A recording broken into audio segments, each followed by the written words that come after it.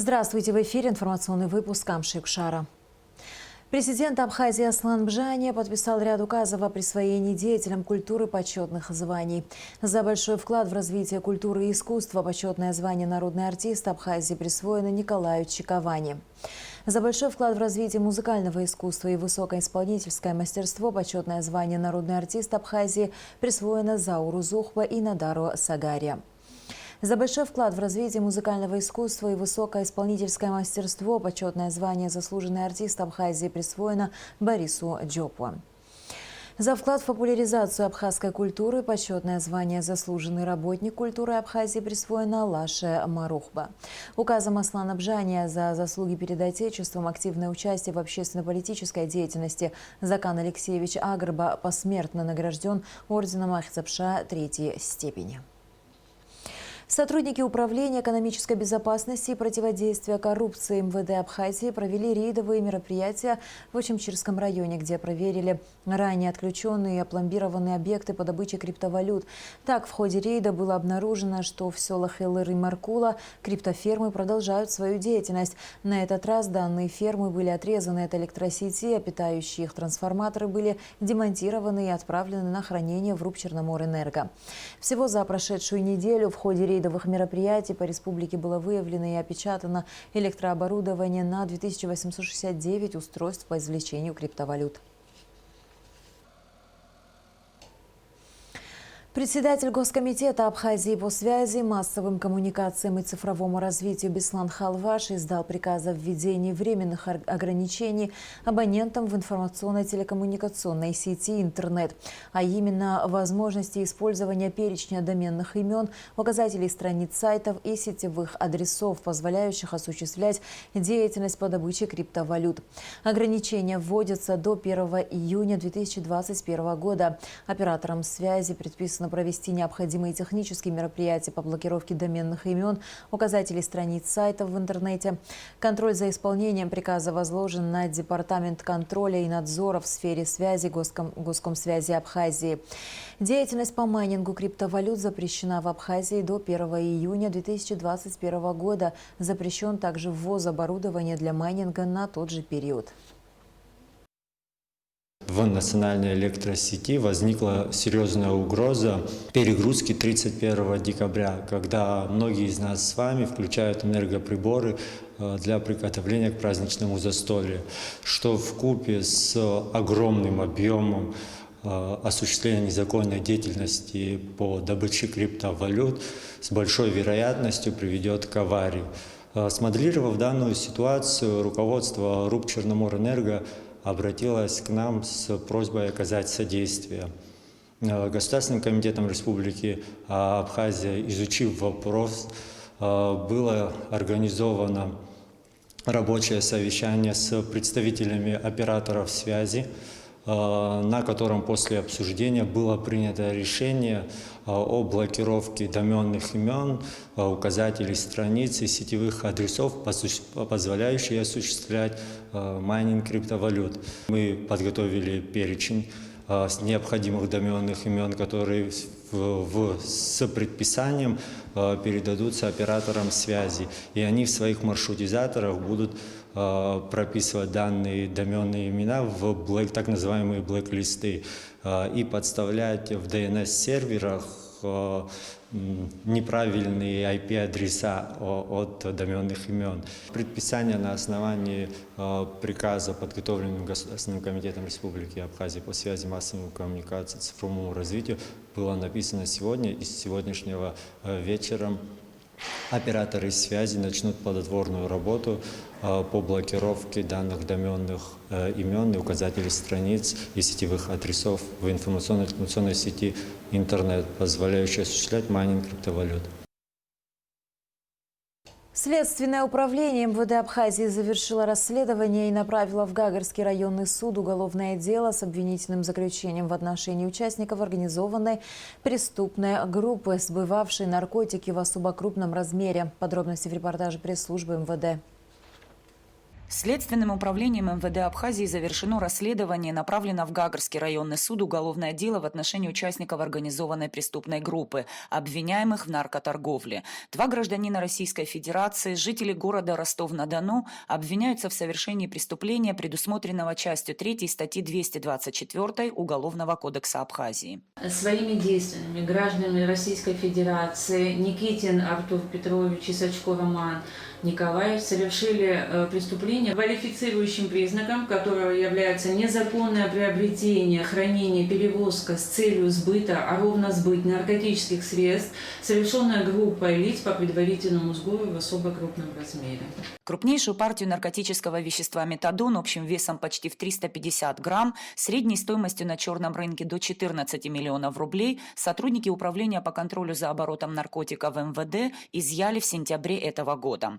Артур Никитин и Роман Сачко распространяли наркотики путем тайных закладок, которые делали сразу в нескольких районах республики. Сами россияне расположились в городе Новый Афон, где сняли номер в гостинице. По приезду в Абхазию они приобрели автомобиль, на котором и перемещались по республике. В августе 2020 года Никитин Артур Петрович пересек государственную границу по реке Псол на личном транспортном средстве марки Hyundai Ecos, в котором впоследствии в ходе осмотра транспортного средства были обнаружены и изъяты следующие предметы: граммовые весы фирмы Танита, а также в багажном отсеке рулон фольги и черные мусорные пакеты. Все перемещения на территории Республики Абхазия обвиняемые осуществляли на другом транспортном средстве марки Hyundai Sonata, находящимся в пользовании по доверенности от имени Шаповалова, Никитина и Сачко, которые ранее приобрели в городе Сухом. Следствие установило, что организатором преступной группы был Артур Никитин, который вступил в сговор с Романом Сачко и нанял последнего в качестве водителя. Излюбленным местом тайных закладок ростовчан были дворы возле школ, заброшенные здания вблизи футбольных полей, фонарные столбы. Всю свою деятельность обвиняемые осуществляли не напрямую, а через посредника, а именно через мобильное приложение WhatsApp с неустановленной вследствие женщины, которые впоследствии пересылали фотографии с местами тайных закладок и сведения об их местонахождении. В настоящее время расследование уголовного дела окончено. Обоим мужчинам предъявлены обвинения в сбыте наркотических средств в особо крупном размере.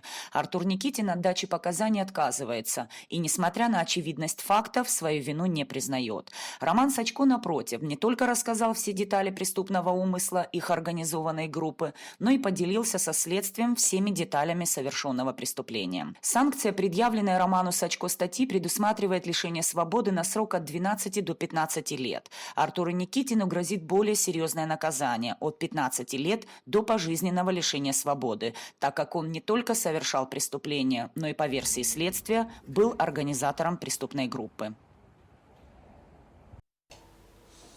В селе Нижняя Шера Сухумского района по улице Авицба на первом этаже двухэтажного дома обнаружен обгоревший труп гражданина Жвелия 1949 года рождения. Об этом сообщается на сайте МЧС Абхазии. Тело находилось на обгоревшей кровати. Причины происшествия устанавливаются. На месте работают инспекторы Государственного пожарного надзора МЧС и РОВД Сухумского района. Приказом министра внутренних дел Дмитрия Дбар личный состав МВД с 30 декабря по 11 января включительно переводится на усиленный режим несения службы. Такое решение принято в целях обеспечения общественного порядка и безопасности, предупреждения возможных противоправных действий на территории Абхазии в предновогодний период и в новогодние праздничные дни. Об этом сообщает пресс-служба МВД. Общество с ограниченной ответственностью «Ткварчал-Уголь» стало победителем конкурса на предоставление права пользования участками недр Ткварчалского месторождения каменного угля для целей геологического изучения, разведки и добычи полезных ископаемых. Такое решение было принято на заседании комиссии по проведению конкурса.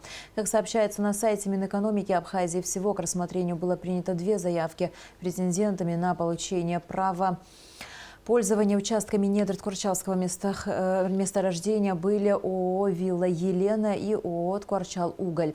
На основании экспертного заключения из-за несоответствия условиям конкурса «Вилла Елене» было отказано в приеме заявки и победителем было признано ООО «Ткварчал-Уголь».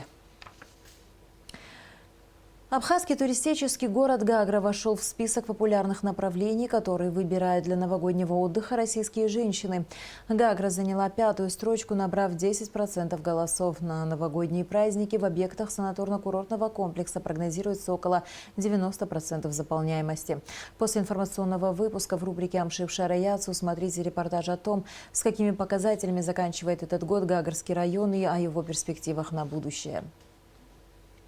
Согласно введенным в Абхазии ограничительным мерам, объектам общественного питания необходимо следовать предписаниям СЭС. Столы должны быть расставлены с соблюдением социальной дистанции. При этом может быть задействовано не более 50% посадочных мест, а обслуживающий персонал должен использовать средства индивидуальной защиты. Кроме того, распоряжением главы администрации Сухума Беслана Эш по проведению в закрытых помещениях торжественных мероприятий, а именно банкетов и корпоративов, приуроченных к празднованию Нового года и Рождества, запрещено. Наша съемочная группа посетила несколько ресторанов столицы, чтобы узнать, как соблюдаются эти ограничения. Репортаж Алики Трапш. Первый объект, который мы посетили, это ресторан «Маэстро» по улице Сахарова. На дверях ресторана памятка, призывающая с ответственностью и пониманием относиться к необходимым требованиям безопасности. Внутри у входа антисептики. Персонал ресторана в средствах защиты. Правда, к моменту нашего прихода в «Маэстро» не было ни одного посетителя. В зале ресторана плюс и на веранде всего 150 посадочных мест. Администрация «Маэстро» сократила количество столов, перестала принимать заказы на проведение банкетов и торжеств. Но люди по-прежнему звонят и просят провести у них праздничные торжества. Конечно, есть звонки, к нам обращаются, и день рождения хотят провести, корпоративы, но им всем мы объяснили, что мы не принимаем корпоративы, потому что нас предупредили. Вот. И мы, как законопослушные, решили никаких корпоративов не принимать. А то, что касается день рождения, скажем, там маленькие компании, у нас заведение вот большое, как вы видите, по 5 человек, вот мы их рассаживаем, так, чтобы не было никаких проблем. Вдруг проверка подойдут, чтобы мы тоже были спокойны. Далее мы посетили ресторан «Леон». Здесь, как обычно, очень оживленно и много посетителей. При входе в главный зал у двери стоит антисептик. Обслуживающий персонал работает в средствах защиты. Администрация ресторана «Леон» сообщила, что они сократили количество посадочных мест. Но мы заметили, что социальная дистанция между посетителями не соблюдается. Как вообще вышел указ о том, что нельзя проводить корпоративы, мы, в принципе, с того дня не проводим корпоративы, не принимаем резервы больше того, сколько положено человеку. У нас были большие столы, мы столы убрали, сделали расстояние, которое нам сказали. В общем, в принципе, соблюдаем все. Новогодних корпоративов у нас не проводится. Количество столов сократили, но, как мы видим, дистанцию люди не соблюдают. Да. Уже по собственному желанию мы предупреждаем, убираем стулья, ставим резервы на столы, чтобы люди не садились. Но есть, конечно, моменты, когда гости сами решают, что могут сесть за столик. То, что от нас требуется, мы все соблюдаем. Просто некоторые не соблюдают наши правила. То есть приходят в 5-ром, в 6-ром и садятся за один столик, общей компанией. А вот на веранде ресторана получше. Люди рассажены с соблюдением социальной дистанции. В зале японской кухни ситуация неоднозначная. Часть людей соблюдают дистанцию, но некоторые столы расставлены слишком близко друг к другу. При этом, как сообщила нам администрация ресторана, количество столов сокращено. Наша съемочная группа также посетила и ресторан «Айтар». На первом этаже посетителей не было, но вот на втором этаже ситуация была иная. В зале была группа людей, которая была рассажена без соблюдения предписанных норм. Администрация ресторана сообщила, что им было известно о распоряжении, запрещающем проведение торжественных мероприятий. Но, несмотря на это, они рассадили 15 человек без соблюдения социальной дистанции. Нас приглашали в мэрию. Мы там поговорили обо всем. Корпоративы как таковые мы не принимаем. У нас вместительность всего ресторана 250-300 человек. Вот вы прекрасно видите, что все столы пустые. В зале сидят только 15 человек. Вы знаете, мы им предложили сесть по отдельности, но они сказали, что они одна семья, и они хотят сидеть вместе. Вы же понимаете, что вы как ресторан, да? Если в случае проверок ответственность несет все-таки ресторан, да? Да, мы все прекрасно понимаем. Из-за этого вы видите абсолютно пустой зал, практически. Очень многие звонили, но мы предупреждаем их, что В этом году корпоративов не будет. Как видно, далеко не везде соблюдаются ограничительные меры. Мало того, что люди не соблюдают социальную дистанцию, они и не считают нужным это делать, о чем нам неоднократно заявляли посетители ресторанов в ходе съемок. Не совсем понятна и роль административных работников. Владельцы ресторанов по меньшей мере должны предупреждать о соблюдении мер предосторожности, чтобы не испортить праздник ни себе, ни другим. Однако и это не везде происходит. Так что же делать? Неужели мы так до конца и не поняли, какая опасность угрожает нам, нашим детям и взрослым? Берегите друг друга, пока беда не пришла в ваш дом. А праздники, они еще будут. Главное, чтобы все были здоровы. Алика Трапш, Алексей Баструков, Абхазское телевидение. Сухумский офис детского фонда ЮНИСЕФ и благотворительная общественная организация «Киарас» завершает третий этап оказания гуманитарной помощи социально уязвимым семьям с детьми Абхазии. Выразили благодарность и глубокую признательность волонтерам, которые на протяжении 3 месяцев активно содействовали и доставляли помощь на дом социально уязвимым семьям во всех районах Абхазии. ЮНИСЕФ и «Киарас» вручили памятные подарки от детского фонда 15 волонтерам. Хочу выразить от лица детского фонда ООН огромную благодарность всем волонтерам, которые помогли нам оказать помощь. Помощь оказывалась на протяжении 3 месяцев. Это была ежемесячная помощь в виде продовольственных продуктов, базовых медикаментов, а также гигиенических принадлежностей. Мы знаем, в каких условиях вы работали. Это была очень непростая работа, в том числе с угрозой для собственного здоровья. Ребята трудились и днем, и вечером, и по выходным, и в будние дни. Это действительно был большой и очень важный труд. Мы очень вам за это благодарны. Отдельную благодарность хотелось бы выразить благотворительной общественной организации «Киарас», которая сыграла ключевую роль в организации оказания помощи социально уязвимым семьям, а также всем другим нашим партнерам, которые способствовали реализации этой инициативы. Глава администрации города Сухум Беслан Эшба подписал распоряжение о выделении единовременной материальной помощи многодетным семьям, имеющим 5 и более детей, круглым сиротам, инвалидам с детства до 16 лет, а также инвалидам-колясочникам. Об этом сообщает пресс-служба администрации Сухума. Всего единовременную помощь в размере 5560 рублей выплатят 189 получателям пособия. Распоряжением Беслана Эшба денежным вознаграждением в размере 5000 рублей также поощрены 110 работников лечебно-профилактических учреждений Сухума, оказывающих медицинскую помощь пациентам с коронавирусной инфекцией. Более 1 миллиарда 147 миллионов рублей должна составить доходная часть бюджета города Сухума. Расходная его часть планируется в размере более 1 миллиарда 182 миллионов рублей. Сухумское горсобрание утвердило бюджет столицы на 2021 год. При этом на образование будет выделено 479 миллионов, на здравоохранение более 183, на жилищно-коммунальное хозяйство более 265 миллионов рублей. Кроме того, депутаты проголосовали за увеличение размера ежемесячных пособий матерям-одиночкам. Подробности в репортаже Эсма Гуланзе.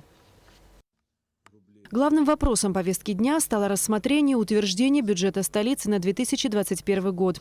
Глава администрации Беслан Эшба не смог присутствовать на заседании. Он находится на самоизоляции. Руководство столицы представляли замглавы города Леон Кварчи и начальник управления финансов Алхас Лагвилава. По доходам в сумме 1 147 287,8. Это собственные доходы. Расходы предусматриваются в размере 1 182 287,8 тысяч рублей. Межбюджетный трансфер в виде дотации из республиканского бюджета предусматривается в размере 35 миллионов рублей. По доходной части, она в принципе формировалась исходя из утвержденного индикативного плана социального развития республики, который был утвержден на следующий год. В размере этого года, то есть он ничем не отличается от индикативного плана этого года. И доходная часть, она в принципе осталась на уровне этого года. Основными бюджетообразующими статьями поступления доходов в бюджет города это является подоходный налог, который сумма составляет его 506 639,5 миллионов рублей, что составляет 44%.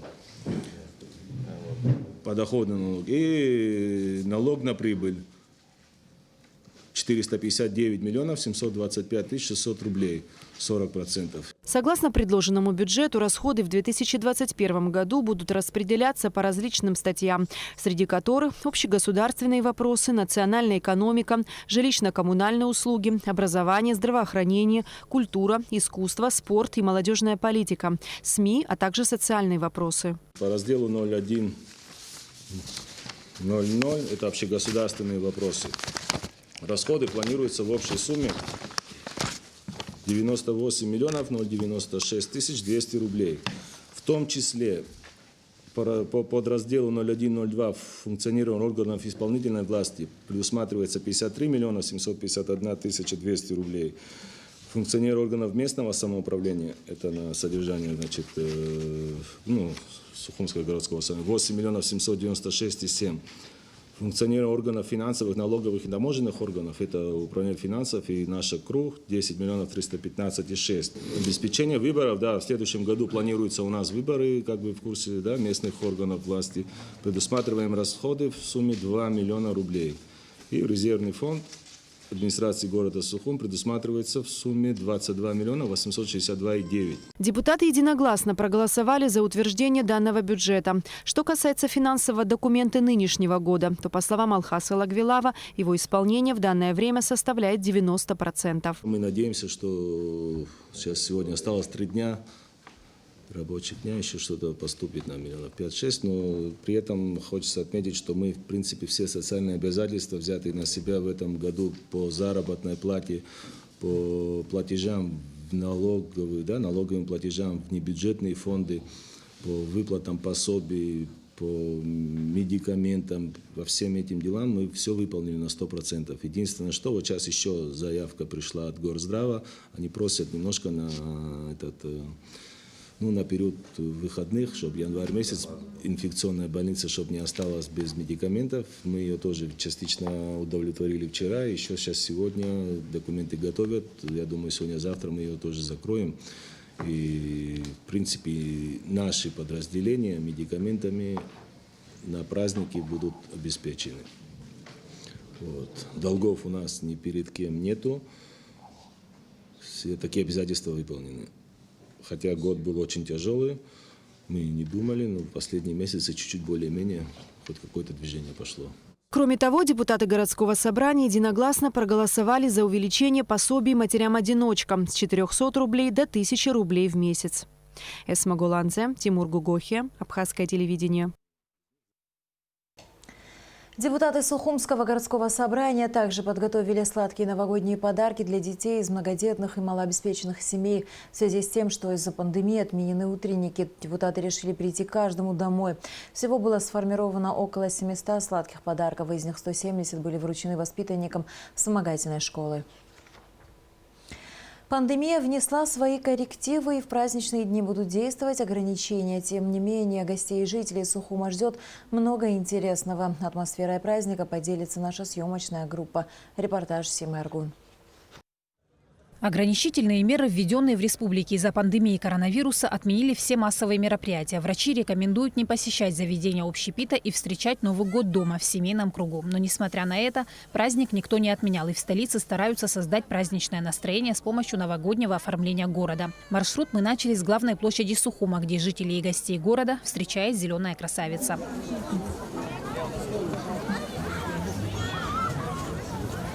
От праздничной иллюминации здесь стало светлее. Светлее стало и на душе у горожан. Они явно получили много положительных эмоций. Честно говоря, я вообще такого не ожидал. Мы места не нашли, чтобы машину припарковать. Это просто супер. Я лично доволен, племянники довольны. Это классно. Спасибо вам всем большое.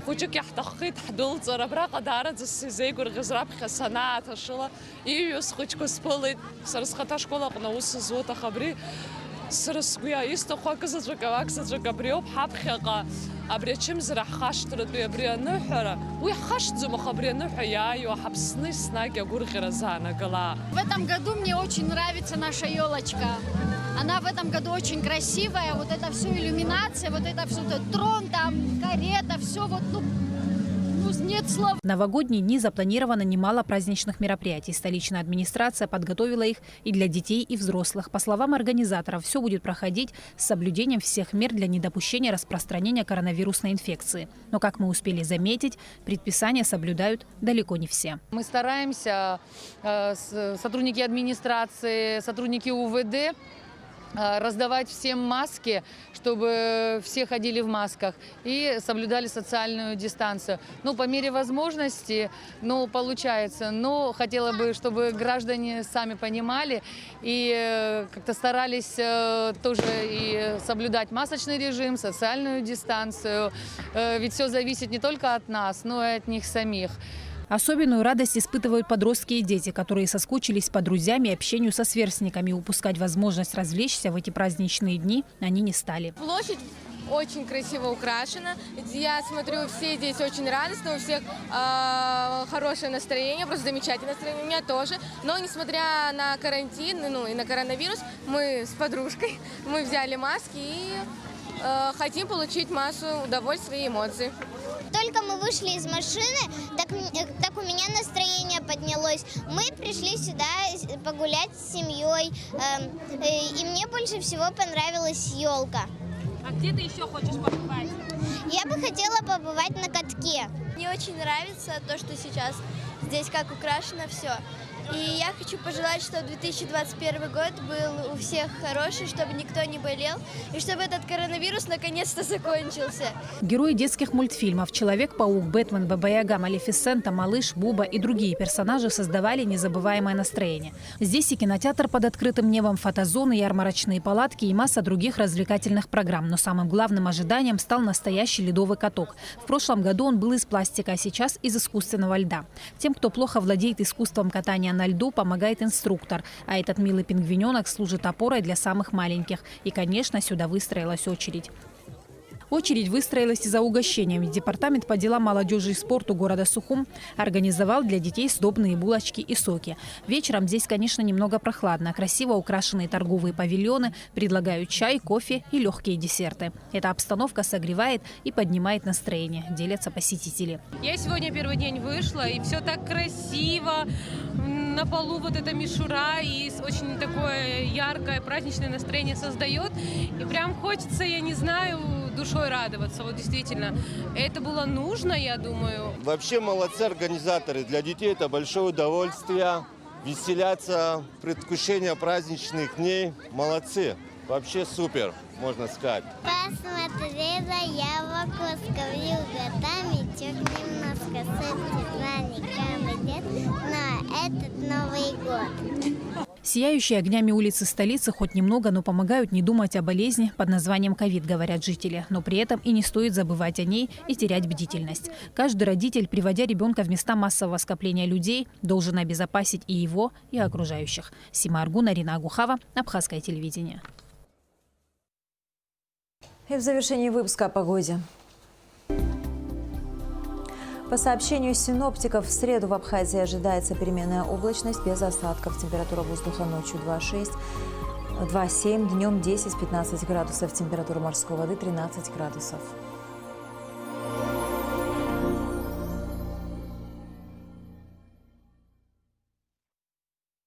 На этом наш выпуск завершен. До скорых встреч в эфире.